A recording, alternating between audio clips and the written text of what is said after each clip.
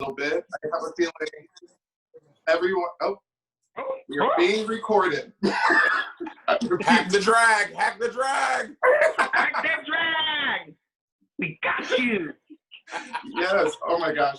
So I thought I'd let y'all introduce yourselves for once. I want to ask two questions. Who are you?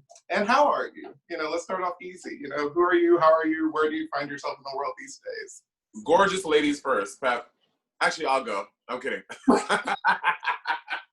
ahead, Pep. Go. I'm Peppermint, and my pronouns are she, her, and I'm excellent. I'm very happy to be here. My name is Monet Exchange from RuPaul's Drag Race, the Exchange Race, Sibling Rivalry. My pronouns are he, his, she, hers, and I'm super excited to be here because of, unfortunately, the Hack the Drag didn't happen. This is cool that we were able to have this event in light of that and have fun and spread some enlightenment and have good dialogue and conversation. And it's technological too, different, but technological. Yeah. Okay, cool. Thank you for your introductions. And for those, they didn't even give all of their accolades. We have Monet Exchange is the, co-winner for All Stars Season 4. So Winner! Yes for that. And Peppermint, who was runner-up in her season 9. So these are also some very just accomplished Those people. aren't all the accolades. She's also the first trans woman to originate a principal role on Broadway. Yes! Accolades. Yes, brag about yourself. That's what we want to hear. Yeah, excellent. Okay, so the panel that we have going on today, the sort of overall theme is Black drag and thinking about the roses, the thorns, our progressions through it, the journey in it.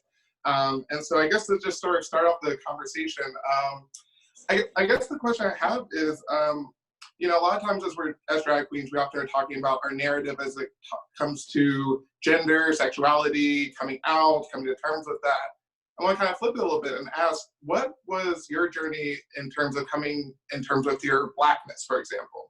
Was it something that's always been present in your life, understanding the magnitude of what it means to be Black in America or to be a Black drag queen? And I guess furthermore, was it more like coming out? Like at some point it just kind of hit you in the face, something you've always known? Yeah, we'll just start there. I can speak for myself. So I was born in Brooklyn, but as soon as I was born, my family moved to St. Lucia. I grew up, that's where my childhood was. From the time I was a couple months old until I was 10 years old, I lived in St. Lucia. And obviously being on an island in the Caribbean, in the West Indies, I was surrounded by lots of Black people.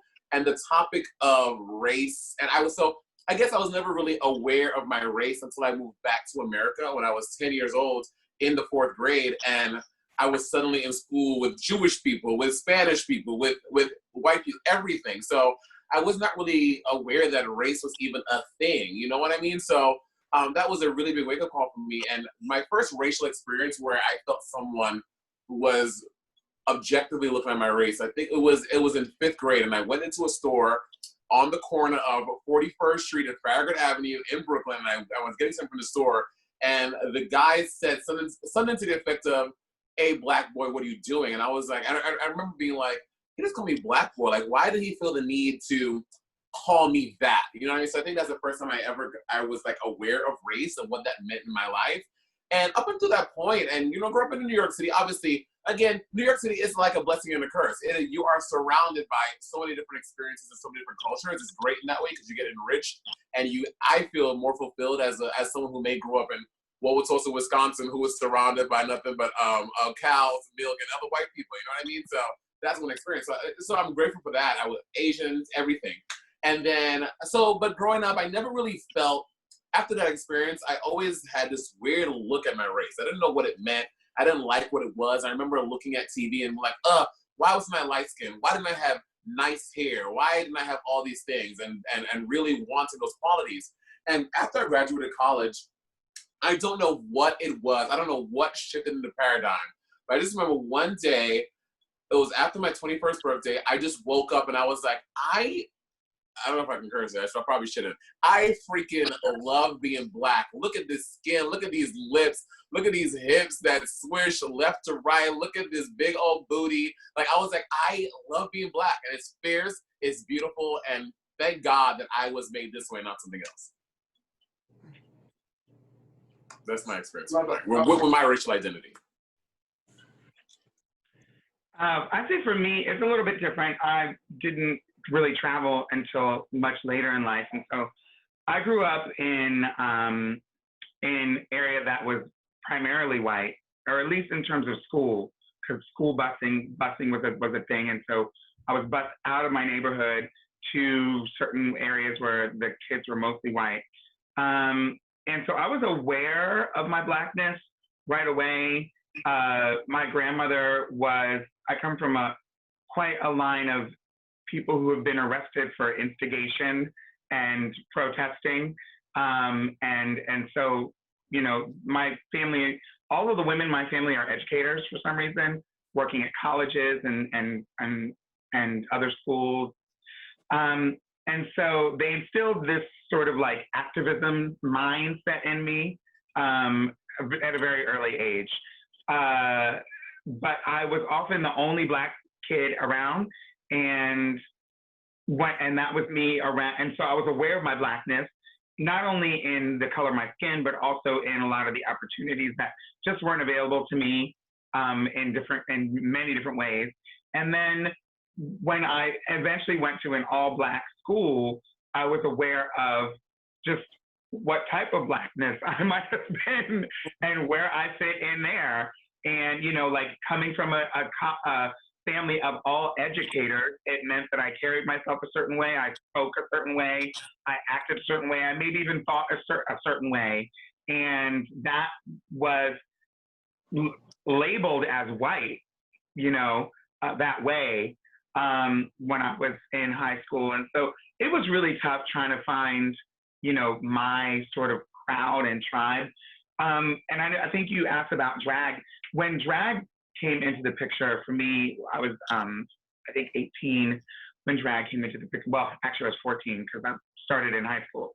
But then when I started working in drag, I noticed really quickly that people would sort of always expect, their expectations would precede whatever my drag, whatever I was trying to say. And so, you know, me being the only Black queen in the group or at the club, they'd be like, oh, okay, let's do this song. Oh, you're doing the rap part. You're the rapper. Okay. Oh, will you please wear, you know, like whatever. Like they just expected just one level of Blackness. And I guess that's really when folks are minorities and we don't necessarily have the ability to show the diversity of what happens in our race, in our gender, in our sexuality, whatever. And so that was my experience. You know, and no, I tell this story a lot. And so for those of you in Princeton, I went to Westminster Choir College, and which is right down the street. Shout out to what's that? Hoagie Haven, honey. I love me. The Heart Attack and the Heart Stop. Those are my two favorite sandwiches. But I digress. So I went to Westminster Choir College, and Peppermint would come to our school and do a drag ball. She came for like the first 2 years of my college life. And so Peppermint was the first drag queen I ever saw in real life. I remember seeing like clips of the RuPaul's talk show on VH1, like randomly in my head. And then I remember watching Tu Wong Fu Under the Covers with the TV on volume 1 with really low and be able to change the channel really quick. And my mom was coming. But Peppermint was the first drag queen I saw in real life. And I just remember Peppermint walking into that room, and this room full of nervous freshman and sophomore, insecure, in the closet gay boys, and Peppermint coming in and making us instantaneously, the moment she stepped in and put that microphone to her lips, completely making us feel at home, making us feel protected, making us feel loved. And oh my God, I'm getting so emotional because Peppermint was the reason that I felt so safe and I'm just so happy Peppermint is here because she's the reason that Peppermint is the reason I am here and doing what I do. So I'm so grateful to have Pep as a mentor and a sister and everything in my life. Thank you, Pep. Oh my God, we're 5 minutes in. I'm crying. Jesus Christ. Hey. I love you, Monét. Okay. Woo, I'm back. Let me sip my vodka. Take a drink. That was a drink. Woo! Okay. Oh my God. That's absolutely. I'm getting emotional now. Oh my gosh. Yeah. Ooh, okay. I'm getting old. Oh my God. Ooh, but actually, it's a great segue, Monet. Thank you so much for sharing that and being vulnerable and emotional. Do you have any icons, Peppermint, that you look up to in the Black queer community that really influenced how you present yourself and how you do you on the stage and otherwise and everywhere? Well, I mean, I wish I could say that I had a type of experience where I was able to interact with drag queens and queer folks on a personal level, whether through school or anything else. And to be honest with you, I really didn't. I just wasn't around any of those folks. Hey, Angel, would you like a drink? I got you my water. We're good. Again, I wasn't around many of those folks. I wasn't around a lot of queer folks that were very diverse racially and many other ways. And so that was something that I really pulled from like pop culture. And so the things that influence sort of who I am and inform like my style, I guess, is, or lack thereof, is are like, folks like, gosh, I mean, the obvious folks like Janet Jackson.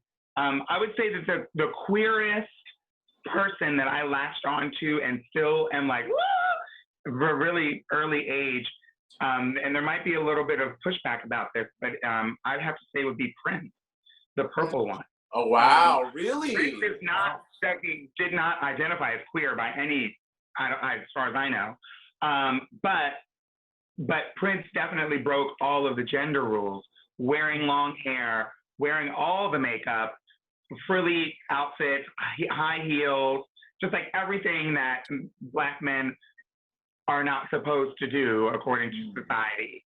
And so that was definitely a sense of freedom and gave me permission to and quite literally, my grandmother, who was very supportive, she was also a seamstress, and I would ask her if I wanted to be in something frilly, all I had to do was say, make me Boy George's outfit or make me Prince's outfit as a kid, and I was Miss Thing, honey. And I didn't have to worry. And so that was kind of how I would get through. The tools that we had, when I was growing up, obviously I'm a little older than Monet. Were a little? I was a full-on adult when 2 on 2 came out. What the tools that we had growing up were just much different, and they were like there was more of a subversion, and we had to kind of like read behind the lines and kind of just make it happen somehow. But obviously RuPaul was a huge inspiration. When I saw RuPaul for the first time on TV, I was like, ah! Mm-hmm. No, I mean that's the same story here. Like I'm was a queer little brown boy from South Carolina, so it was very much Christian family, very much the same thing. Where like the only icons you got to really see were on TV and a lot of like not outwardly spoken queer icons, So it's kind of wild. Like it's actually great because like I do want to talk about this ooh, Lord, I'm still emotional from earlier. Sorry. But thinking about representation now on TV, right? Like RuPaul's now become a global phenomenon, like spans, I think, was it like 7, 8 countries at this point? Pose as like a TV show has been incredible just for exposing like ballroom culture. So I just wanted to, put it out there, like what are some of the representation that you're really excited about seeing right now? And what kind of moment do you think we're in? Do you think that this is kind of like fashion, or do you think that this is something that is going to continue to build and continue to be exposing for the Black community? For me, I can say, honestly, I grew up a church kid, and I cannot tell you how many, I mean, I can't speak for how they identified, but the amount of what I thought then and what I felt comforted by, the amount of gay and queer men that were in the church, who were in the choir directors, that would wear outfits. I'm like, oh, that is fierce. And one day I want to be that. Like, I feel like they were representing me at church, but obviously they couldn't say that, and a lot of people still can't say that. But anyway, that's neither here or there.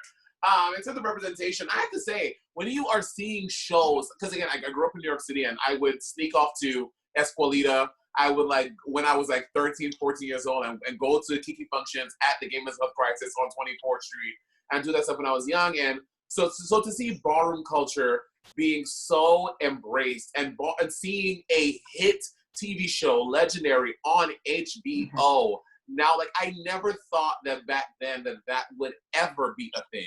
I never thought that ballroom culture and the people who live those lives and tell those stories would have such a huge platform as HBO. And, you know, RuPaul famously said that drag would never be mainstream and all this stuff. And I'm like, RuPaul, I just disagree. You have drag queens who are on HBO you have trans people, trans persons who have shows on HBO who are originating roles on Broadway. Mama, drag is mainstream, and I think that it's only gonna get bigger. It's only gonna get fiercer. We're only a matter of time until we see people like Peppermint going up for her Oscar, going up for her Tony, like getting nominated for her Grammy. Like it's happening, and I know RuPaul. And again, I get, because RuPaul comes from a time where I think he can't break out of that in his mind. Like, he's from a time where it was so heavily shamed and so heavily disregarded, and like him having a hit song in 1992, 94, I can't remember.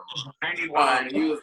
He was like, that would never happen. So I guess RuPaul just has a different mindset. But for me, I'm like, drag is only going to get bigger and more mainstream the further we go in time. I agree. I think I wasn't sure if you were talking about drag or blackness or both. All of both. The intersection of all of it. Yeah. But I definitely think, I agree. I think that first of all, drag is something that everyone loves. And so I can't ever imagine a point in time when it won't appeal to people. Even before RuPaul, drag appealed to so many people. In mainstream, on television, drag has been used for, forever. Drag or cross-dressing or something like that. And so I don't see that would be going away anytime soon. But I do think that it is obviously more mainstream than ever, definitely thanks in a huge part to RuPaul's Drag Race and RuPaul. But I think people, now that they're seeing this, and of course social media, people are able to see that there's so many different types and flavors and styles and colors of drag and of this art form, that people want more, and they're ready for more. And I think that's an important thing to acknowledge. And I think it's obvious. It took a while for the industry to the industry and the entertainment industry to catch on, not only for RuPaul, because RuPaul's been doing this a long time, and I think was probably the only one, definitely the only drag queen in the room for so long. But then also, RuPaul was probably alone in the effort to try to get drag on TV for so long, in a way that was empowering and not the butt of a joke. And so now we're able to see, finally, a few years into RuPaul's Drag Race, they were starting to come for us. They wanted to offer roles on this show and cameos on that show. And, there's so many different opportunities that have opened up because of the mainstreamness of RuPaul's Drag Race. And I think that in terms of Blackness, obviously, our culture has been used in many ways to be mainstream. And so that's not new, but I do think what's new is that we have this new moment in time that we're in, that we're able to have these very conversations that people want to hear more of, and which I think is sort of a new twist on all of that. And people are finally starting to get the idea of intersectionality, and that different things are connected, and that people are affected in different ways. And as long as we have that with accountability, especially in the industry, we're able to see the sort of gatekeepers, thanks in part due to technology. We're able to see the gatekeepers just the same way that we saw with music, the music industry. For a long time, if you couldn't get up to that 100th floor to get into that office of that record label executive. You were never going to, no one was ever going to hear your voice. Yeah. Well, now we have, you know, different ways people can distribute their own music online, YouTube, things like that. Yeah, and folks are able to discover different types of stories and talent in a way that they never have before. And so I think the same thing's happening with film and television. Obviously, television a little ahead of the time, but I think with efforts like with Pose, with Legendary, with people, even with mainstream talent who aren't queer or who aren't people of color, you know, we hear these people saying that they're insisting on these inclusivity clauses now in their contract, where they're like, you want me, but I'm not coming unless you hire these people and these people and these people as well. We're hearing that happening more and more. And so I think it's inevitable. The change has already started. It's permanent. It's going to continue to grow. With policy, hopefully policy will balance out. We'll see after November. And with efforts from organizations like GLAAD, we're seeing the entertainment industry catch up. I think we're enjoying a moment that's going to last for a long time. Excellent. Yeah. I mean, everything you just said. Yeah. And I really want to latch on to the RuPaul piece, because I think you both said this about how, you know, big RuPaul has been in making this happen, and both of you as RuPaul queens. I kind of want to like just dive into that a little bit more. I'm really curious. And, you know, as a longtime fan of the show myself, and one who, you know, maybe I'll be applying for season 18 or 23 or, you know, sometime later. I'm really excited about the show, but I know in the past there's always been this sort of, I guess, as you both mentioned, this sort of like dissonance between sort of like RuPaul's vision of how drag looks and how it is from his time period, and then how it is playing out right now on TV. As the discussion is changing about queerness, about gender identity, and about Blackness. And in particular, to me, it's been particularly interesting thinking about like how Blackness plays out in the show, both in the ways that it promotes individuality and it promotes Black queens, Puerto Rican queens, like minority queens in a way that like a lot of shows hadn't done in the past, but then some of the production value can sometimes turn it into a narrative of like the Black queens versus other queens. In particular, thinking about All Stars, if I can be a little spicy, I'm like thinking about how like or 10, my gosh. You know, yeah, like where there were multiple seasons of many talented Black queens, and in two cases, the top four, 3 being Black queens, and then there seeming to be the clear, like the front runner would be the white queen. So I'm just curious if this is real. Is this something that like we're just, you know, seeing or reading into? Is this something that's being done on the production value of things? Is it just people's perceptions? Because, you know, like y'all are just living your life on the show, and the audience is maybe just getting something different. Well, I think that if you look at RuPaul's Drag Race and the cast of people who have ever been on the show from season 1 to All Stars 5, like RuPaul's Drag Race, the show in itself is one of the most representative of the queer community. You have had so many Black queens, Asian queens, Latin queens.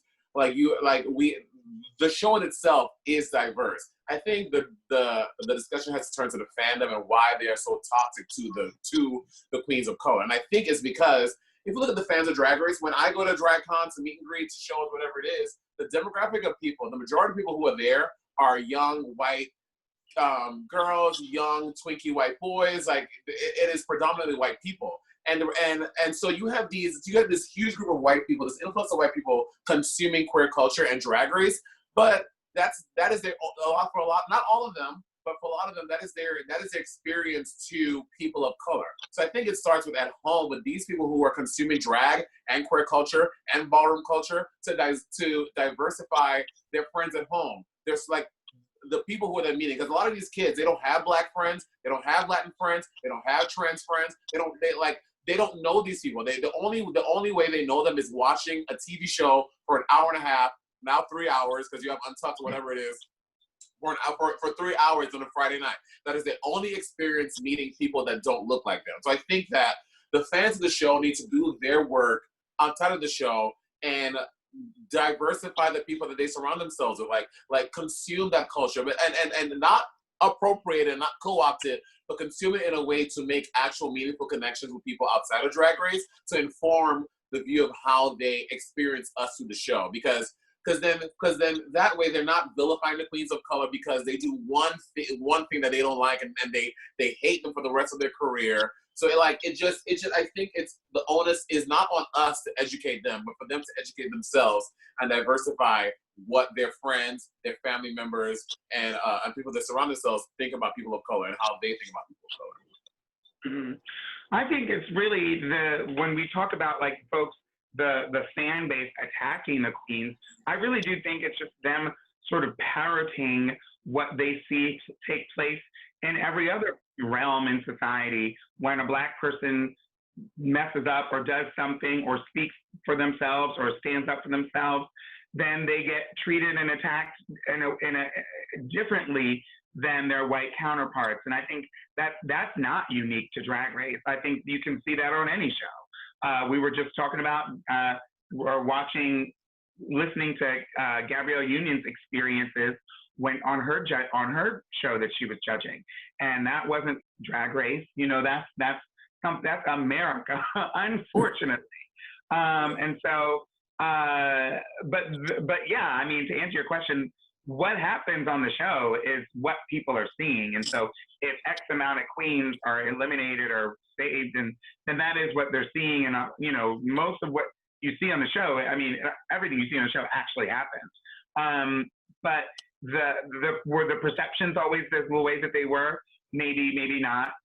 You know, I think that there's certain ways to turn it up later in the edit, and they have to edit. It's hours and hours and hours and hours. Each day is like over about 16 hours worth of footage. They have to get it down to 3 hours, right?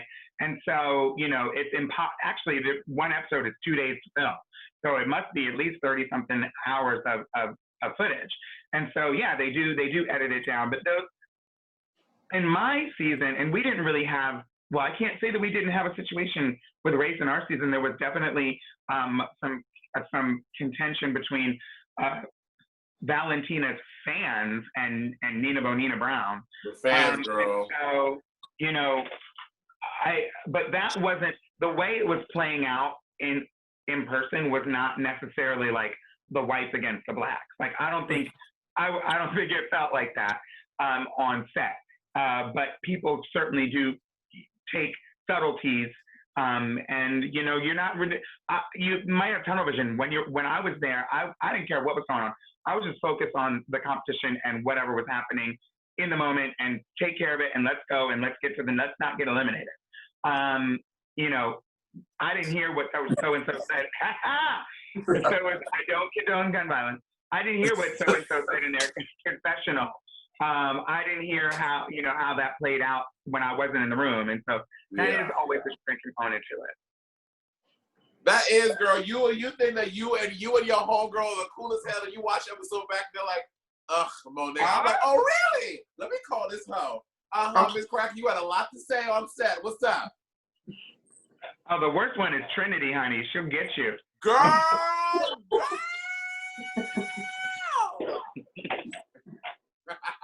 But I will say one of the best ones is Trinity as well, not only in terms of the show, because she was extremely helpful. I don't know about your experience, but she was there on our season. She was the first one finished, and she was always the first one helping out every other queen. Anybody needed anything, she was there to help you. And she always said 100% of the time, if you get eliminated, I want it to be because of your drag skill or something, you know. Yeah, that, I would agree with that, yes. And outside of the game, she is definitely, or off the show, she is definitely walking the walk when it comes to speaking out, using her privilege as a white girl, person to speak out on behalf of trans folks, black folks, queer folks, and everything else. And she and Aquaria. Girl, her and Aquaria, they are two white people on the front lines. I'm like, that's right. They're on the front line. Yeah. And so, kudos. Keep using your white body.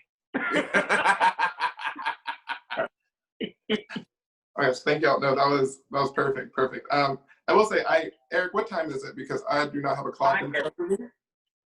What? 5:30. Perfect. Great. We got time. All right. Wait, we have 5 minutes? We're 5 minutes? No. We have a half hour left. Okay, got it. Okay. Yes. Thank you, Derek. Thank you. Including Q&A, though. I definitely want to get the questions, too.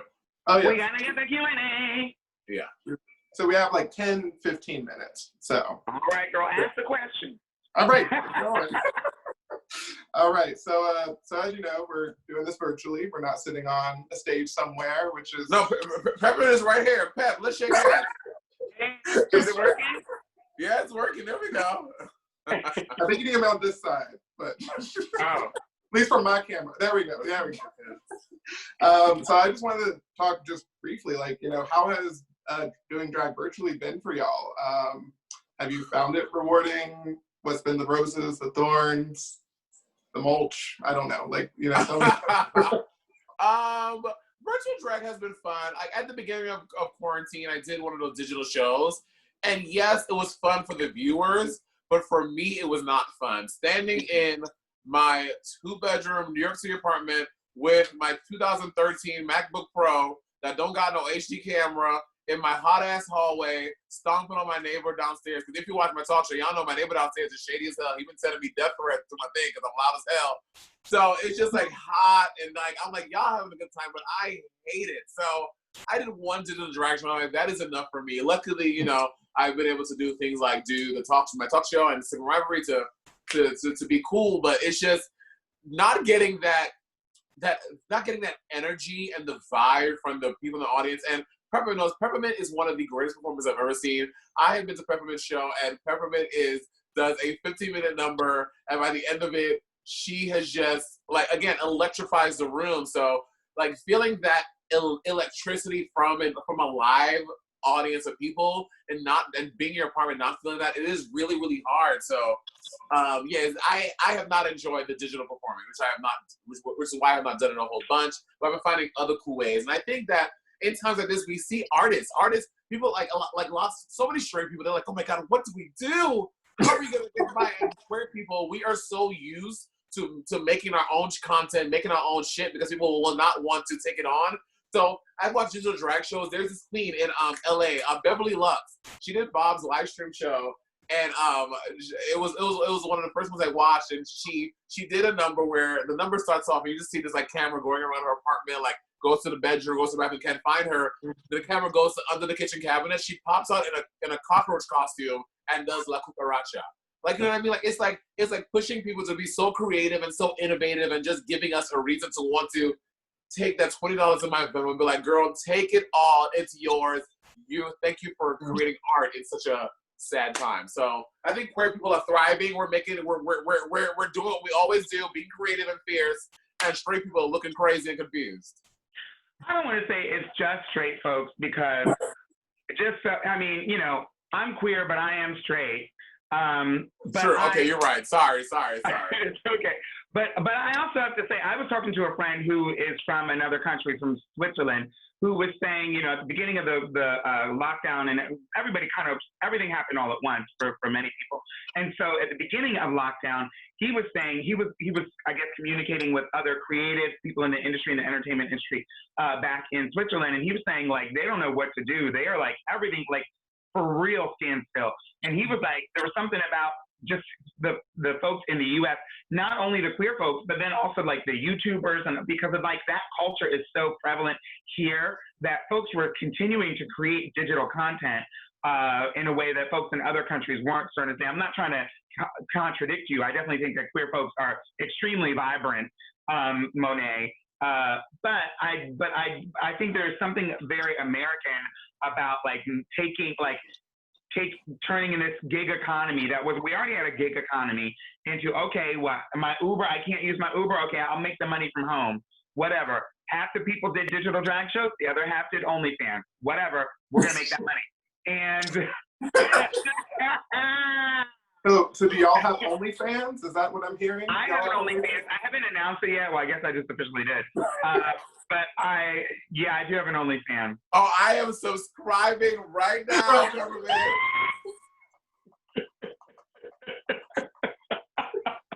Watch what you look for. It might be different content than you used to.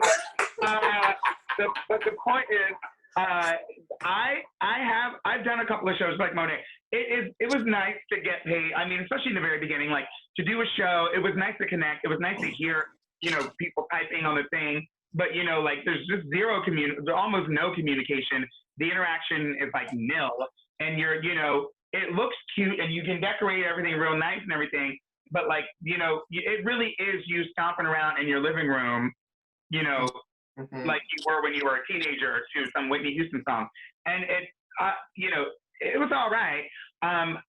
One of the benefits is that I really do think, even though the digital drag performances from the living room aren't my favorite, and they're definitely not a substitute for club shows and things like that, I do think that this new era that we're in, I think we are one step closer to being the Jetsons, whatever that means. I think, we're making money. Not only are we making money from home, but we have, more people have, Monet, you weren't necessarily set up to broadcast from home when you first started, but I bet you are now. Girl!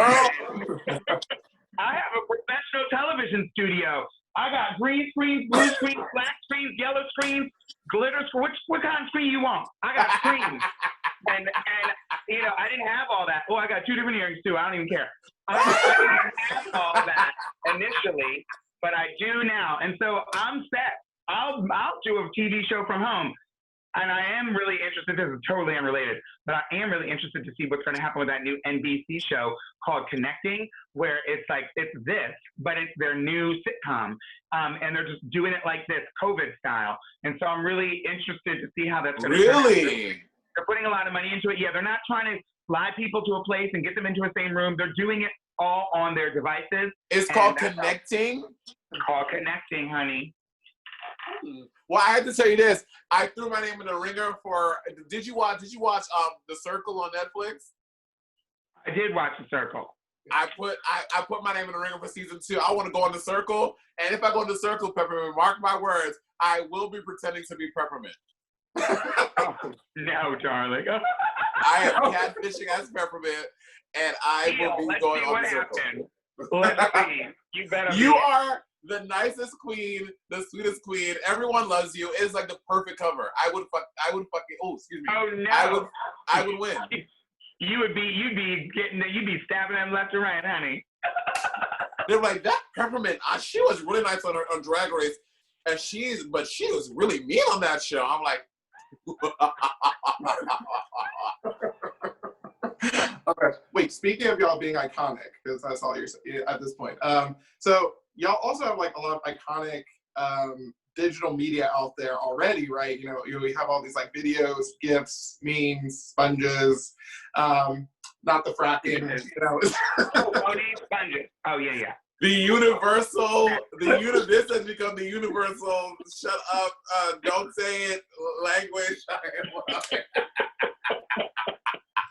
Yeah. So I kind of want to connect that to, the fandom that, y'all are still like working with. And I've been having a conversation with a lot of my friends lately, and bringing this back to like blackness and queerness and drag. And like, there's this term going around right now called digital blackface, right? This idea that non-Black people are using images and GIFs and videos and media from like Black folks, and Black queens were expressive. So it makes sense that, those GIFs and media would become popular, but then often they get used exclusively by people who are not Black, to convey particular emotions. And I just am curious what y'all's take on that is. Like, do you find it problematic? Do you find it flattering? Do you find it a conversation worth having? I often find myself at the crossroads of digital blackface, and the varying degrees of offensiveness, it changes from time to time and who it is. Like, I don't know, sometimes I feel like it is blatantly offensive. I'm like, how dare you? And at times I'm like, this makes sense. So I think that it is a really nuanced issue. And I think just putting with a blanket, I think in terms of things like emojis, like if you're doing this fist or whatever the little, all the hand emojis, like stuff like that, I'm like, just use your color. Use your color. We have a rainbow of colors now that everyone should represent it. Use your color. But in terms of memes, certain memes are just pop culture centered. Like you have the Lil Mama meme with her doing that one tear, like that is a pop culture phenomenon. So if my assistant, who is a short 5'3", 5'4", redhead white kid, if he sends me that, I'm not looking at the text message like and offended, like, how dare you send that little mama meme? You're not black. But if he sends me the fist up emoji for himself or something else, the middle finger, whatever it is, the middle finger, like, and he sends that with like chocolate skin, I'm like, okay, now wait a minute. Now you first of all, your color was, well, actually yellow was the first one available, but in the upgrade, they had all the colors. You have all the colors, why the black one? You know what I mean? So I think it's a really nuanced issue and not just a blanket like, don't you ever, it's a nuanced thing. Yeah. I don't know. I never even really thought about it, to be honest with you. I certainly did think of not only with gifts and memes, but certainly like expressions and, you know, sort of like colloquialisms, you know, folks really using their idea of Blackness, especially Black women's expressions and ways of being. That's something that's, you know, we've seen appropriated for a long time and used to the benefit of white folks for a long time, especially white gay folks. Yeah. And so it's not, I guess it's not new. It's really difficult to know. I mean, that's really a conversation between you and the person that's sending it, really, because, you know, if they're doing it on the internet, it's really tough to know.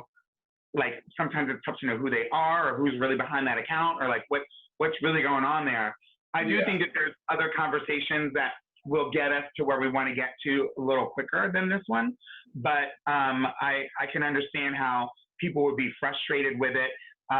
It really depends on the pattern in which people do it. If you're an equal opportunity giffer or memer, I guess, I don't know what the word is, then, you know, using all of the things, then I think it's fine. But if you are only going to the Black memes at a specific particular time, whenever you want to express whatever, then I think maybe that's slightly problematic. Yeah. All right. No, thank you. That was really insightful. So Eric just told me we're gonna take it to Q&A now. So take it to the questions. Take it to the questions. I'm on my phone, so if I can't do it right, I apologize. So yeah, if folks want to go ahead and start putting questions in the chat, I will see them. I will read them aloud for people, and we can get them answered. I make the questions good. This is you're having a one-on-one with Peppermint and Monet. Don't ask what my favorite color is. I've done that. I've said that in interviews. You can find that easy online. Ask something else that you may never ever get the answer to. All right. So we have our first question, Raina C. Whoa! How do you? Whoa! Oh, how do you? Oh, okay. Well, what happened to Raina A and Raina B? We don't ask. You know? Are you gonna read what they said? Yeah, I'll read. How do you think that this pandemic will affect Black queer sex life? You know, Black queer sex life. Sex life. Mm-hmm. The pandemic. Well, I can speak for myself. From the day that we were leashed back into the wild, honey, at 7 a.m., I was getting it popping in all my full queer fantasy. I was up at 6 a.m. I shaved the kitty. I got her nice and prepped, and I was living my life. So for me personally, I am definitely sowing all the seeds in the garden. But I think that also just not even Black and brown people, just in general, I think that now we are looking at our partners. I know for me, if I'm chatting more. I'm not just a text and go kind of gal now. I'm having conversations like, when was the last time you were sick? Were you tested for COVID? Do you have the antibodies? Like I find myself asking these questions more. So I think just for all of us in general, we're just being a little more careful in who we're choosing to have relationships with and sexual experiences with. I think that's a good approach, and I definitely think that that's how most of us would like to be. I don't know that that's necessarily the case, especially nationally. You know, I know that with the effects of COVID and the lockdown on people's mental health, I think that has really played a role in how we treat each other and how we even treat ourselves when we're looking for sexual partners. And I think it kind of can skew the picture a little bit. Also, with folks having access to healthcare, jobs, things like that has definitely changed during the pandemic. My testing site in terms of STI testing and like sexual health was closed until a week ago, and people were having sex way before that. And so I think I actually think that the pandemic, I hope it will end up having a good effect, and I guess we won't know until we see statistics on like results of other testing, AIDS and HIV numbers and other STI information. I think we don't have access to that information yet. I'm hopeful that folks have really taken an extra responsible kind of approach, but looking how the pandemic is spreading nationally, that might not be the case.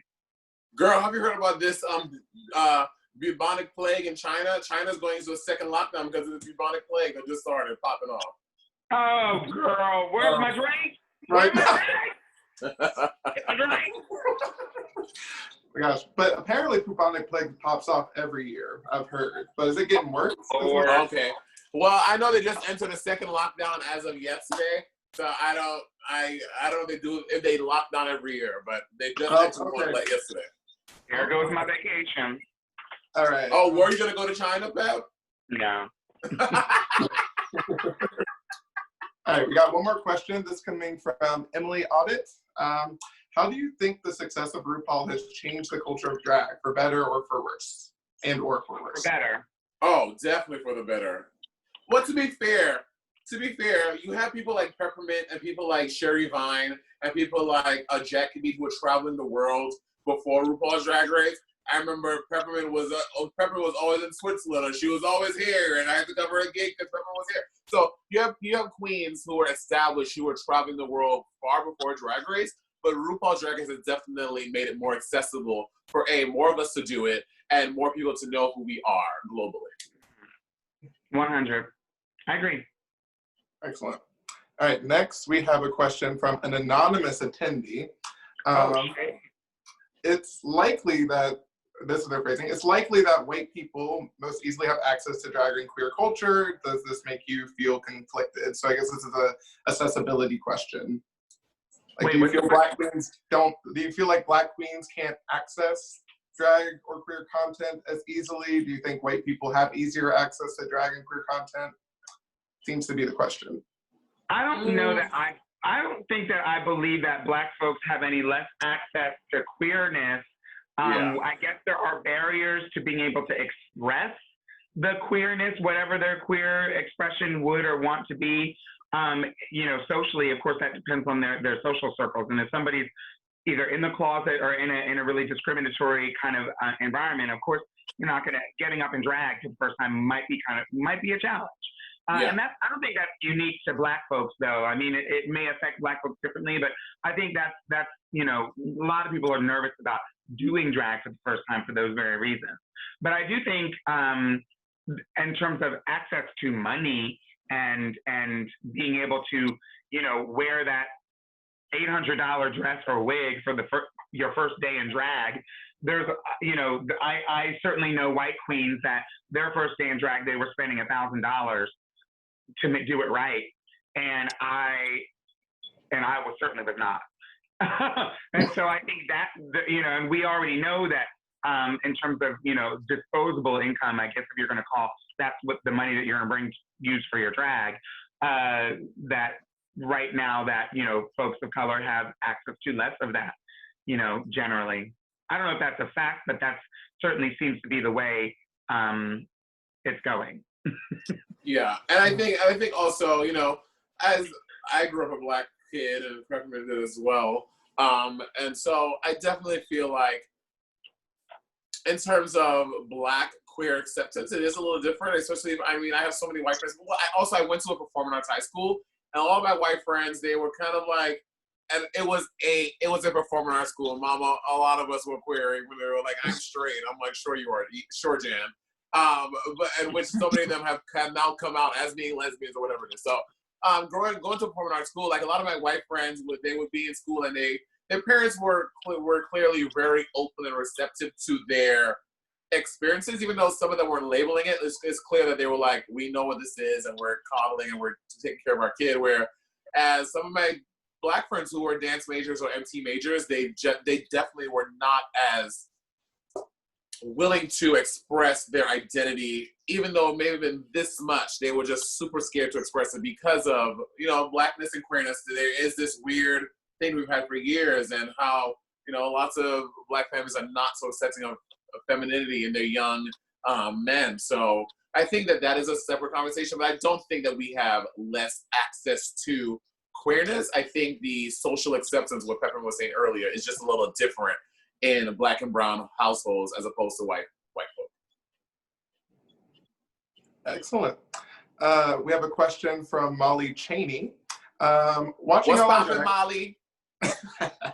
Watching y'all on Drag Race has given me a whole new type of language for self-esteem and body confidence. How do you, amen, how do you practice self-love, body confidence, positivity, especially with a big online following and a social media presence?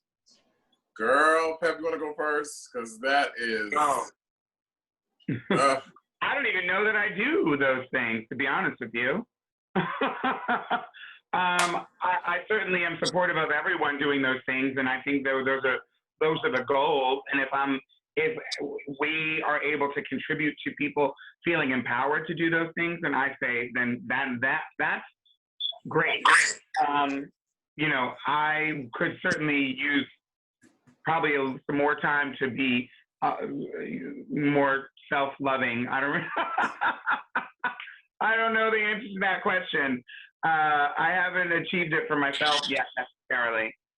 Yeah, I think that you look at, like, I think that a lot of people look at their favorite celebrities or whatever you want to call us on TV, on social media. You're like, oh, that person must really, really, really be super confident and super whatever. But the reality is, a lot of us, just like y'all out there listening and watching this, we daily we're battling those demons of body positivity and acceptance of ourselves. So yeah, I think that it's just like it's like a life thing. Like, no matter how popular you are, no matter how famous you are, no matter how famous you're not, no matter how popular or not, it's something that human beings just live, especially living in 2020, where every single thing you do is scrutinized on social media. You get one role in a TV show, and for the 90,000 positive comments, there are about 10 mean ones, and those 10 ones about the way that you did that contour, the way that your belly looks in that outfit, like those ones that stick out, and it's a constant battle